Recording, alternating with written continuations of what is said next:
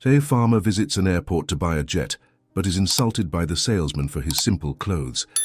Jose adjusted his worn cowboy hat as he stepped through the automatic glass doors of the bustling private airport. The air inside was crisp and cool, a stark contrast to the humid warmth of the Texas sun outside. He carried himself with quiet confidence, though his faded jeans and well-worn boots seemed out of place among the tailored suits and polished loafers of the other patrons. Almost immediately, Jose felt the weight of judgmental eyes on him. A man at the counter glanced up, his brow furrowing as he took in Jose's appearance. Nearby, a group of suited clients sipping coffee exchanged glances, their low murmurs punctuated by chuckles. Jose kept walking, his calloused hands gripping the straps of his leather satchel. He stopped at the desk of a luxury aviation dealership. A sleek model of a private jet gleamed under bright lights behind the counter. The receptionist, a young woman with perfectly styled hair and a practiced smile, barely looked up. "May I help you?" she asked, her tone clipped. "Yes, ma'am," Jose replied, his voice steady. "I'd like to see the Gulfstream G700. The receptionist's smile faltered for a split second before returning, now edged with disbelief. "The G700? That's quite a purchase. Are you sure?" "I'm sure," Jose interrupted, his expression calm. He had dealt with doubt before. This was nothing new. The woman hesitated, then pressed a button on the intercom. Moments later, a sharply dressed salesman appeared. He glanced at Jose, his eyes flicking over the farmer's weathered hat and dusty boots, before turning to the receptionist with an arched brow. She gestured subtly toward Jose. "Sir," the salesman began, his voice oozing insincerity, "the G700 is one of the finest private jets on the market. It's not typically something we show without an appointment." Jose's gaze met his, steady and unyielding. "I'm here now." The salesman chuckled nervously. Of course. But perhaps I can recommend something a bit more practical. A pre-owned model, perhaps." Around them, the murmur of nearby conversations grew louder. Jose could feel the judgment thick in the air. A man standing nearby, dressed in a designer suit, leaned toward his companion and whispered loudly enough to be overheard. "Maybe he thinks he's at the wrong kind of dealership. Does this look like a truck stop to you?" Laughter erupted from the group, sharp and dismissive. Jose didn't flinch. He had heard worse, much worse. "I didn't come here for something practical," Jose said evenly. "I came for the G700. The salesman's smile tightened. "Sir, the G700 starts at $75 million. It's not a tractor you can haggle over." Another wave of laughter rippled through the room. Jose stood his ground, his fingers twitching slightly against his satchel. He leaned in just a fraction, his voice calm but firm. "Are you the one who decides who gets to see it?" he asked. The question hung in the air for a moment, the surrounding whispers and chuckles fading into an awkward silence. The salesman's confidence wavered, but he recovered quickly, offering a condescending smile. "I'll see what I can do." Jose nodded, then stepped aside to wait. His eyes wandered across the room, taking in the polished floors, the framed photos of luxury aircraft and the sleek, modern furniture. It was a far cry from his modest ranch, but Jose was no stranger to ambition. As he stood there, the faint hum of a familiar voice caught his attention. Turning, he saw a man in overalls pushing a cart loaded with tools. The man stopped mid-stride, squinting at Jose before breaking into a grin. "Well, I'll be. Jose Mendoza, is that you?" Jose's face softened into a rare smile. "Antonio. Been a long time." Antonio wiped his hands on a rag and extended one to Jose. "What are you doing in a place like this?" Jose's smile faded slightly. "Looking at a jet." Antonio's brow furrowed, but before he could say anything, a sharp laugh cut through the air. One of the suited men nearby smirked, shaking his head. "A jet? Yeah, right." Jose's jaw tightened, but he didn't respond. Antonio placed a hand on his shoulder. "Don't pay them any mind. Let me know if you need anything."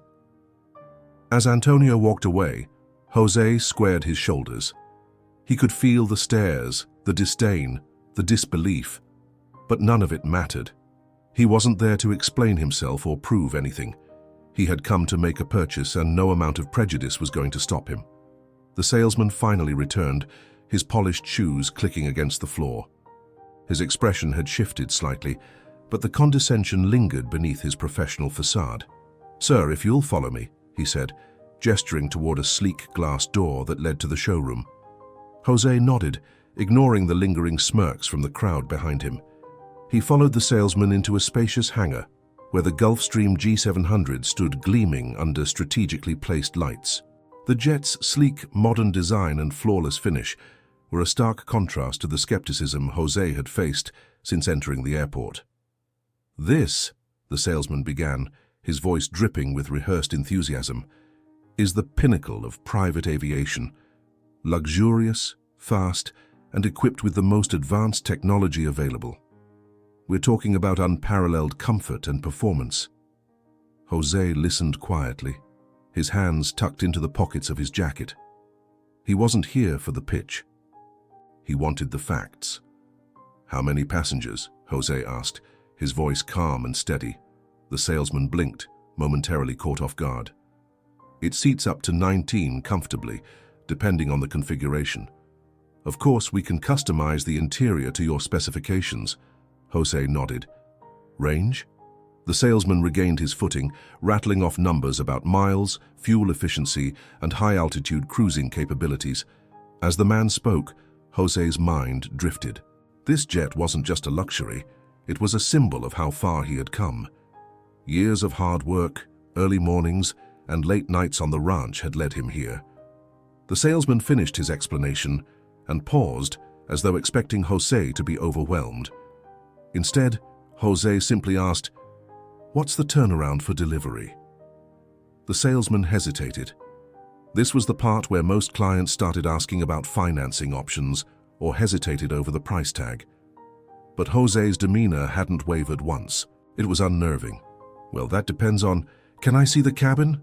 Jose interrupted, gesturing toward the jet. "Of course," the salesman said, his smile tightening. He led Jose up the retractable staircase into the interior. The cabin was immaculate, with plush leather seats, polished wood finishes, and a state-of-the-art entertainment system. Jose ran a hand over one of the seats, nodding slightly in approval. As they toured the jet, the atmosphere in the hangar shifted. Outside the glass walls, a few employees and customers had gathered, pretending to be busy but clearly watching. Jose caught sight of Antonio leaning against a toolbox, his arms crossed and his expression a mix of curiosity and quiet pride. When they stepped off the jet, the salesman's tone grew more formal. "Now, Mr. Mendoza, I must remind you that this aircraft is a significant investment. If you'd like to discuss financing—" "I don't need financing," Jose said, cutting him off. He pulled his phone from his pocket. "I need to call my son." The salesman blinked in surprise. "Your son?" Jose nodded. "Pedro Mendoza. He's my lawyer. I'll need him to review the contract before I make a decision." The air in the room shifted. The salesman opened his mouth to respond, but before he could, one of the men who had mocked Jose earlier appeared in the doorway of the hangar. His loud, mocking voice broke the tension. "Hey, cowboy, you ready to trade in your tractor for that jet?" The laughter that followed was sharp and cutting. Jose turned slowly to face the man, his expression calm, but his eyes steely. "Son," Jose said, his voice carrying just enough weight to silence the laughter, "I've got enough to buy this jet and the next 5 you're dreaming about. Now, if you'll excuse me, I've got a contract to review." The room went silent. The salesman's face flushed, and the man who had heckled Jose quickly retreated. Antonio, still leaning against his toolbox, chuckled quietly and gave Jose a subtle thumbs up. As Jose stepped aside to make his call, he noticed a young woman in an airport uniform standing near the back of the room. She seemed hesitant but determined, holding her phone tightly in her hand as though debating whether to speak. For now, Jose's focus was on Pedro. This was far from over, and he knew he'd need his son's sharp legal mind to navigate what came next. Jose hung up the phone, his conversation with Pedro brief but to the point. His son had promised to arrive as soon as possible, armed with the legal expertise Jose knew would be crucial for what lay ahead. For now, Jose returned to the hangar, his calm demeanor unwavering despite the mounting tension. The salesman had retreated to his office, likely to avoid further embarrassment after the public confrontation. Most of the customers had dispersed, but a few lingered nearby, their curiosity thinly veiled. Jose ignored them and leaned against a railing, his eyes fixed on the gleaming jet. Antonio approached quietly, his steps heavy against the concrete floor. "You all right, Jose?" Antonio asked, his voice low. Jose nodded. "I've dealt with worse. Just didn't think I'd be facing this nonsense today." Antonio sighed, crossing his arms. "You'd think folks in a place like this would have more sense. Guess money doesn't buy respect." Before Jose could respond, the young woman he had noticed earlier approached cautiously. She was in her mid-20s, her uniform neatly pressed but her expression uncertain. In her hand, she clutched a phone as if it were a lifeline. "Excuse me, sir," she said, her voice quiet but firm. "I'm sorry to interrupt, but I saw what happened earlier." Jose straightened slightly, studying her. "And?" I recorded it," she admitted, holding up her phone. "The things they said about you, how they treated you, it wasn't right. I thought you might need this." Jose's eyebrows lifted in surprise, but he quickly masked it. "What's your name?" "Patricia," she replied, her grip tightening on the phone. "I work here, but I've been thinking about quitting for a while. After today, I don't think I can stay." Jose nodded slowly, his respect for the young woman growing. "Patricia, you don't know how much this means, but are you sure? This might cause trouble for you." Her expression hardened, resolve replacing hesitation. "I'm sure people like them shouldn't get away with this." Before Jose could respond, the sharp click of heels against the floor interrupted the moment. A woman in a tailored business suit approached, her expression a mixture of professionalism and irritation. She introduced herself as the sales manager and wasted no time addressing Jose. "Mr. Mendoza, I understand there's been a misunderstanding," she began, her tone as polished as her appearance. "I'd like to personally apologize for any offense caused by our staff." Jose tilted his head slightly. "A misunderstanding. Your staff made it pretty clear what they think of someone like me." The manager's smile faltered, but she quickly recovered. "We value all our clients, sir, and we'd like to make this right. If you'll allow us—" "I'll allow my son to handle it," Jose interrupted, his voice firm. "He'll be here soon." The manager's expression flickered with unease. "Of course, we'll be happy to accommodate." Jose watched her retreat, noting how quickly her polished demeanor had cracked under pressure. He turned back to Patricia, who handed him her phone. He glanced at the screen where a video of the earlier confrontation played.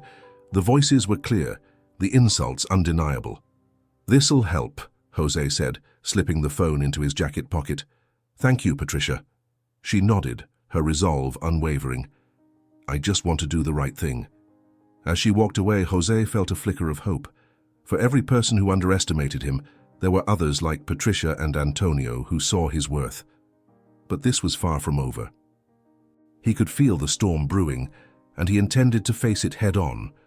Moments later, the sound of a car engine announced Pedro's arrival. Jose turned to see his son stepping out of a sleek sedan, his tailored suit and polished shoes, a stark contrast to Jose's rugged attire. Pedro exuded confidence, his every movement calculated and assured. As he approached, the room seemed to hold its breath. "Dad," Pedro said, extending a hand. "What's going on?" Jose shook his son's hand firmly. "Plenty. But we've got work to do." Pedro's sharp gaze swept the room, taking in the jet, the staff, and the lingering onlookers. "Let's start with the contract, and after that we're going to have a conversation with management." A hint of a smile tugged at Jose's lips. His son was every bit the fighter he had raised him to be. Together they stepped forward, ready to take on whatever came next. Pedro stepped into the manager's office with the kind of poise that demanded attention. Jose followed close behind, his steady presence a reminder that this was a team effort. The sales manager, now visibly uneasy, gestured for them to take a seat. "Mr. Mendoza," she began, addressing Pedro, "we want to assure you that our company values all clients. This was an unfortunate incident, and we're willing to offer a discount on the G700 as a gesture of goodwill." Pedro smiled, but it didn't reach his eyes. "A discount? You think a reduced price excuses public humiliation and discrimination?" The manager's expression faltered. "I assure you that was never our intention." "I've reviewed the video," Pedro interrupted, placing Patricia's phone on the desk. He pressed play, and the damning footage filled the room. The mocking laughter, the snide comments, the salesman's condescending tone, all of it was captured with stark clarity. The manager paled. "This is highly unprofessional behavior. I'll speak to the individuals involved." Pedro leaned forward, his tone cutting. "This isn't about a few bad employees. This is about a culture of elitism and discrimination that allowed this to happen in the first place." The manager opened her mouth to respond, but Pedro wasn't finished. "We'll be pursuing legal action. This isn't just a personal matter. It's about accountability." The room was silent, tension thick in the air. Jose, who had remained quiet until now, finally spoke. His voice was calm, but his words carried weight. "Do you know what it's like to work 16-hour days just to keep your family fed?" he asked. "To break your back for years and still be treated like you don't belong? I didn't come here for charity or a discount. I came here to buy a jet. Your people decided I didn't look the part." The manager swallowed hard, her polished facade crumbling. I understand your frustration." Jose shook his head. "No, you don't, but you're about to." Pedro stood, slipping Patricia's phone into his pocket. "We'll be in touch." As they exited the office, the lingering employees and onlookers quickly turned away, pretending to be absorbed in their tasks. Patricia, standing nearby, gave a small nod of encouragement. Antonio watched from the corner, his expression a mix of admiration and quiet satisfaction. "Now what?" Jose asked as they stepped into the open air outside the hangar. "Now," Pedro said, "we prepare for a fight." The next week, Pedro filed a lawsuit against the aviation company, citing discrimination, emotional distress, and breach of ethical conduct. The case quickly garnered attention, and the story of Jose's experience began to circulate online. Clips of the video recorded by Patricia spread like wildfire, sparking outrage and calls for accountability. The company's legal team attempted to dismiss the case, claiming it was an isolated incident. But Pedro was relentless. He gathered witnesses, collected statements, and meticulously built a case that exposed the systemic issues within the company. One by one, the pieces fell into place. Antonio provided a statement describing the culture of elitism he had witnessed during his years as an airport mechanic. Patricia testified about the behavior she had recorded, her courage earning her widespread praise. Even some of the company's own employees came forward, emboldened by the growing public support for Jose. As the trial date approached, the aviation company scrambled to contain the damage. Public apologies were issued, and promises of reform were made, but it wasn't enough to quell the growing backlash. The court proceedings were set to be a turning point, not just for Jose, but for countless others who had faced similar prejudice. On the eve of the trial, Pedro met with Jose in the quiet of his father's ranch. The sprawling field stretched out under a golden sunset, a stark contrast to the polished halls of the airport. "You've done good work, son," Jose said, his voice steady. Pedro shook his head. "This isn't over yet, but I promise you we're going to win."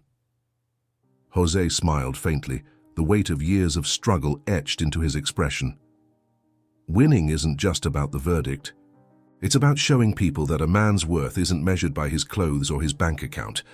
Pedro nodded, his determination as strong as ever.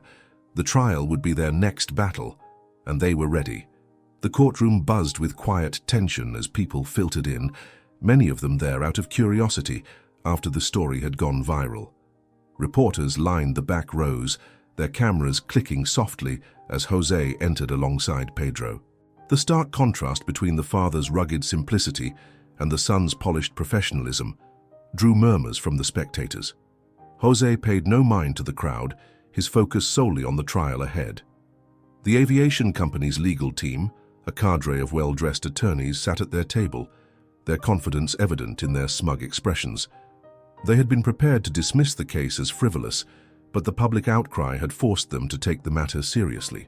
Still, they clearly believed they had the upper hand. The judge, an older woman with an air of no-nonsense authority, called the room to order. The opening arguments began, with Pedro taking the floor for José's side. "Your Honor, ladies and gentlemen of the jury," Pedro began, his voice steady and commanding. "This case is about more than one man's humiliation. It's about a culture that perpetuates discrimination based on appearance and perceived worth. My father, José Mendoza, walked into that airport as a paying customer. What he received was mockery, disrespect, and outright prejudice." As Pedro spoke, he projected images and video clips onto a screen. The jury watched the footage captured by Patricia, their expressions hardening as the mocking laughter and condescending remarks played out. José sat silently, his hands folded, his face calm but resolute. The defense attempted to paint the incident as a misunderstanding, claiming that José's attire had merely led to reasonable skepticism about his intentions. But Pedro was ready. "Reasonable skepticism," he repeated, his tone sharp. "Is it reasonable to assume a man's worth based on his clothes? Is it reasonable to humiliate someone in front of an audience simply because they don't fit your idea of a typical customer?" The defense faltered, and Pedro pressed on, calling Patricia to the stand. She recounted what she had witnessed, her voice unwavering despite the weight of the moment.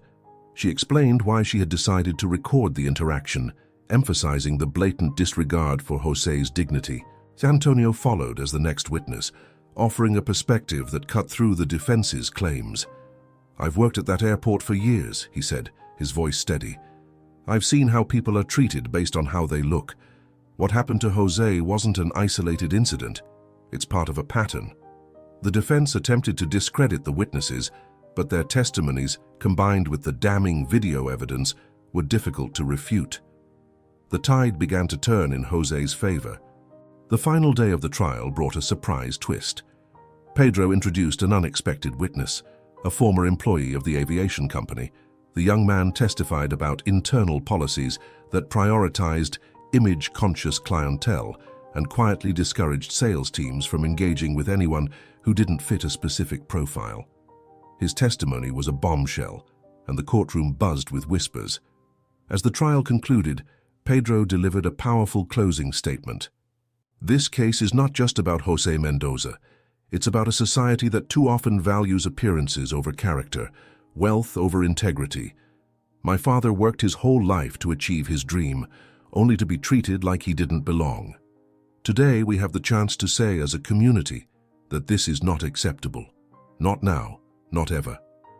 The jury deliberated for hours, and the tension in the courtroom was palpable when they finally returned with a verdict.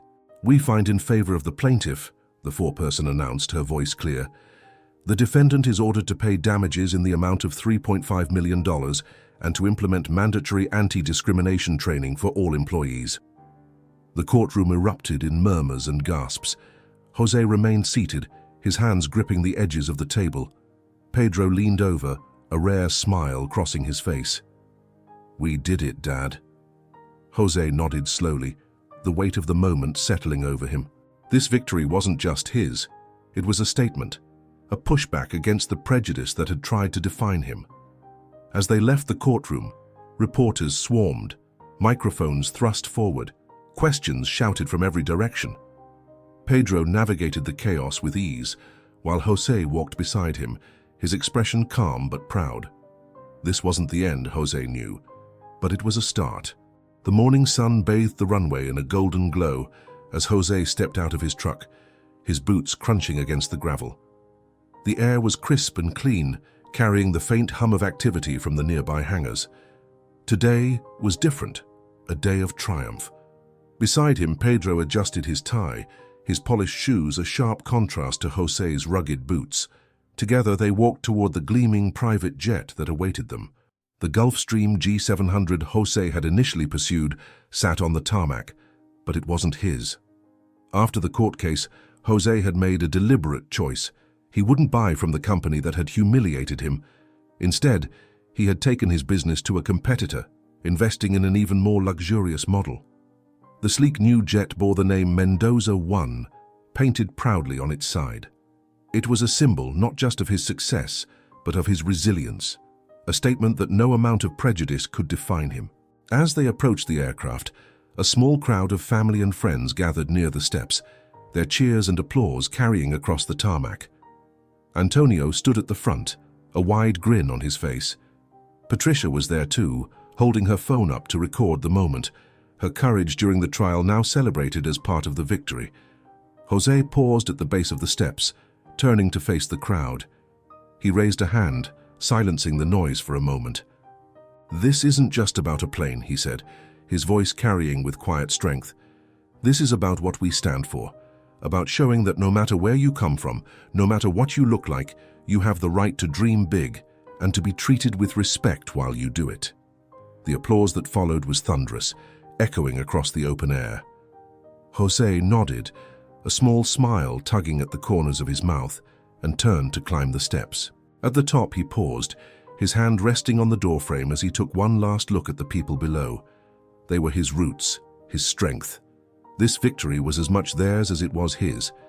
Inside, the cabin was everything he had imagined and more. Plush leather seats, polished wood accents, and panoramic windows that framed the endless sky. Pedro followed close behind, settling into one of the seats and pulling out his phone. "Ready, Dad?" Pedro asked, his smile now free of the tension that had shadowed him during the trial. Jose nodded, taking his seat near the front. "Ready." As the engines roared to life, the jet began to taxi down the runway. Jose leaned back, his gaze fixed out the window. The ranch he had built from nothing stretched out in the distance, a reminder of how far he had come. When the jet lifted into the sky, Jose felt a sense of peace he hadn't known in years. This wasn't just a new chapter, it was a new perspective, a chance to see the world from heights he had once only dreamed of. Later that evening, back on the ranch, Jose's family gathered for a celebratory dinner. The dining table was filled with laughter, stories, and plates piled high with food. Antonio and Patricia were there, along with Pedro and Jose's grandchildren. The atmosphere was one of warmth and triumph, the hardships of the past weeks melting away. As the evening drew to a close, Jose stepped out onto the porch, a cup of coffee in his hand.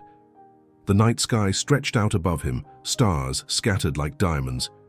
Pedro joined him, leaning against the railing. "You did it," Pedro said, his tone filled with pride. "We did it," Jose corrected. He took a sip of his coffee, his gaze never leaving the horizon. "And maybe it'll make a difference." Pedro nodded. "It already has." For a long moment, they stood in silence, the quiet of the ranch surrounding them. Jose breathed deeply, the air filled with the scent of fresh earth and distant hay. This was his home, his legacy, a place built with his own hands, now strengthened by his refusal to be diminished. When Jose finally spoke, his voice was soft but firm. "You know, Pedro, they tried to tell me I didn't belong. But look at us now." Pedro smiled, the bond between father and son, unspoken but deeply felt. "They'll never make that mistake again." And with that, Jose turned, stepping back into the warmth of his home, surrounded by the people who mattered most. The world outside had changed, if only slightly, and he knew he had played a part in making it better.